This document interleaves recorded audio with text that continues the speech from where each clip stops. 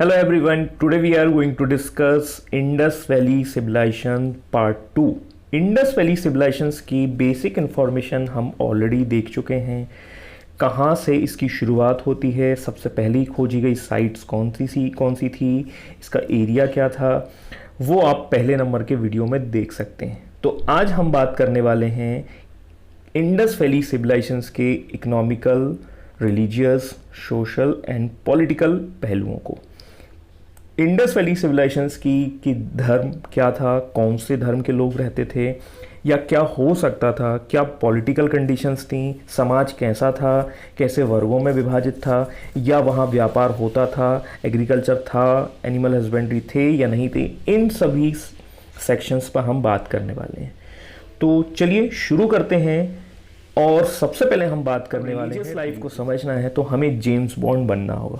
और James bond क्या करता है? जेम्स बॉन्ड एविडेंसेस को खंगालता है या एविडेंसेस के आधार पर, प्रमाण के आधार पर चीज़ों तक पहुंचने की कोशिश करता है, फाइनल कंक्लूजन तक पहुंचने की कोशिश करता है।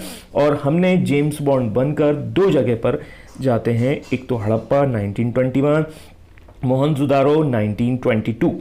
हड़प्पा से हमें क्या मिला, क्या प्रमाण मिले जिसके बेस पर हम रिलीजियस लाइफ को समझते हैं? सबसे पहले हमें जो वहाँ से मिला है वो है एक स्त्री के गर्भ से निकलता हुआ वृक्ष। ये मैंने बहुत शॉर्ट में लिखा हुआ है, स्त्री के गर्भ से एक वृक्ष निकलता हुआ दिखाई दे रहा है। And this is the indication of the birth of the tree. ये बताता है कि एक वृक्ष का जन्म हो रहा है। अब जन्म का जो कैरेक्टर है या जन्म जो कैरेक्टर है वो मेल या फीमेल में से किस पर आधारित है या किससे रेलेवेंट है? तो जन्म देने का कैरेक्टर है फीमेल्स, मतलब महिलाओं का के गर्भ से किसी का जन्म होता है। तो सिंपल सी बात है, ये जन्म का कैरेक्टर है या एक गर्भ का कैरेक्टर जो है वो वुमेन से रिलेटेड होता है।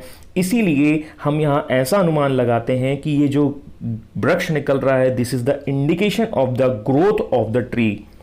और ट्री का जो ग्रोथ हो रहा है ये इंडिकेशन दे रहा है एग्रीकल्चर का ग्रोथ हो रहा है।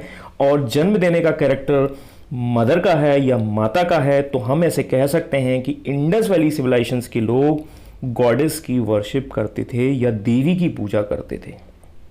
एक चीज तो हमें समझ में आ गई कि देवी की पूजा करते थे, क्या देवताओं की भी पूजा करते थे?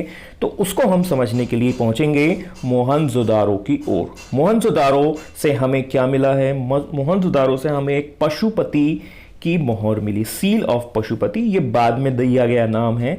अब पशुपति की सील कैसी थी, कुछ इस पिक्चर से हम समझ सकते हैं।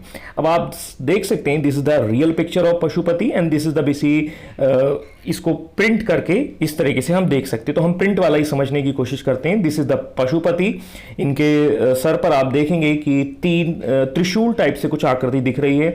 इनके लेफ्ट हैंड साइड्स में कुछ जानवर बैठे हुए हैं, एलिफेंट है, टाइगर है, और राइट हैंड साइड्स में बफेलो, जिसको हम गेंडा भैंसा भी कह सकते हैं, और नीचे एक हिरण है, वो उनके पैरों की ओर बैठी है। तो हम ये कह सकते हैं कि this is similar like the Pashupati. Pashupati means पशुओं का देवता। बीच में एक पुरुष बैठा हुआ है और उसके आजू बाजू जानवर है।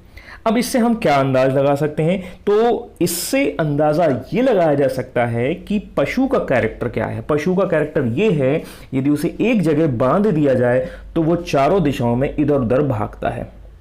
अब इधर उधर भागता है तो उसको पकड़ने के लिए महिला और पुरुष में से कौन सा कैंडिडेट ज्यादा अच्छा होगा? महिला और पुरुष में ज्यादा अच्छा कैंडिडेट पुरुष होगा, क्योंकि उसको पकड़ने के लिए ज्यादा एनर्जी की आवश्यकता होगी। तो इधर उधर भागना, पकड़ना, this is the good character of the male. पुरुषों का एक अच्छा कैरेक्टर हो सकता है। इस आधार पर हम कह सकते हैं कि यहां पर पशुओं की पूजा की जाती थी, पशु की देवता की पूजा की जाती। तो different types of animals surrounding this person, और इस आधार पर हम कह सकते हैं कि उन पर नियंत्रण या कंट्रोल करने का कैरेक्टर किसका होगा, मेल या फीमेल में से? तो वो कैरेक्टर होगा मेल का, दैट मीन्स गॉड। इस आधार पर हम कह सकते हैं कि इंडस वैली सिविलाइजेशंस के लोग देवी और देवता दोनों की पूजा करते थे। अब देवी और देवता की पूजा तो दोनों करते थे, लेकिन ये कैसे पता चलेगा कि देवी प्रधान थी या देवता प्रधान थे? तो वो हम थोड़ा इधर से समझने की कोशिश करते हैं। देवी और देवता तो हमें समझ में आ चुके हैं कि भाई देवी और देवता दोनों की पूजा की जाती थी, लेकिन देवी से हमने जोड़कर देखा है एग्रीकल्चर को और देवता से हमने जोड़कर देखा है एनिमल हस्बेंड्री, दैट मीन्स पशुपालन। तो एग्रीकल्चर प्रायोरिटी पे था या पशुपालन पर प्रायोरिटी पर था, प्राथमिकता पर? तो हम देखेंगे कि इंडस वैली सिविलाइजेशन जब और भी तथ्यों को जोड़ेंगे तो एग्रीकल्चर सबसे पहले आता है। तो इस आधार पर हम कह सकते हैं कि देवी की प्रायोरिटी या प्राथमिकता ज्यादा होगी रादर देन गॉड, मतलब देवी पहले। इसीलिए हम ऐसे कह सकते हैं कि पशुपालन को हम सेकंड नंबर पर रखते हैं और प्राइमरी चीज कृषि, सेकेंडरी चीज पशुपालन। इसी आधार पर हम कह सकते हैं कि सोसाइटी जो है उस जमाने की मैट्रियॉर्कल थी, मातृ सत्तात्मक थी। समाज जो है मातृ सत्तात्मक था। एक लाइन में समझें तो घर में या समाज में मम्मी की चलती थी या माता की चलती थी। तो रिलीजियस लाइफ के दो पहलुओं हड़प्पा और मोहनजोदारो से हमने एग्रीकल्चर और पशुपालन को खोजा, पशुपालन और एग्रीकल्चर से हमने उनके क्रम को समझा और क्रम से समझने के आधार पर हमने, मतलब रिलीजन्स के आधार पर हमने समाज को भी समझने की कोशिश कर ली। तो ये हो गया रिलीजियस लाइफ।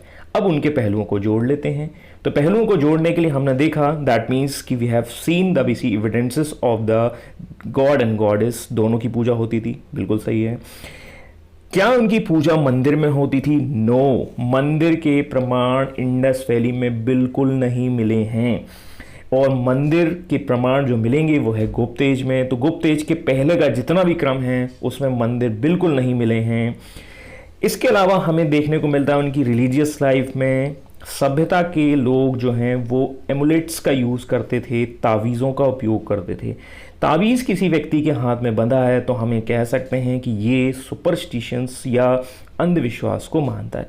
तो जो कब्र मिली हैं उसके आधार पर एमुलेट्स मिले हैं और इस आधार पर हम कह सकते हैं कि वहाँ के धर्म में अंधविश्वास था। लोग पशुओं की पूजा करते थे, ये हम ऑलरेडी देख चुके हैं। पशुओं के साथ साथ प्रकृति की भी पूजा करते थे क्योंकि प्रकृति से ही कृषि भी जुड़ा हुआ था। इसके अलावा एक स्वास्तिक, सिंबल ऑफ गुड लक के प्रमाण भी मिलते हैं। सिंबल ऑफ गुड लक ये स्वास्तिक है, ये आपने देखा होगा कि हिंदू कम्युनिटीज़ में इस चिन्ह का उपयोग बखूबी किया जाता है और ये प्रकृति की पूजा वाला पॉइंट तो हम ऑलरेडी डिस्कस कर चुके हैं। तो इस आधार पर हमने धार्मिक जीवन को समझ लिया है कि वहाँ का धार्मिक जीवन कैसा रहा होगा।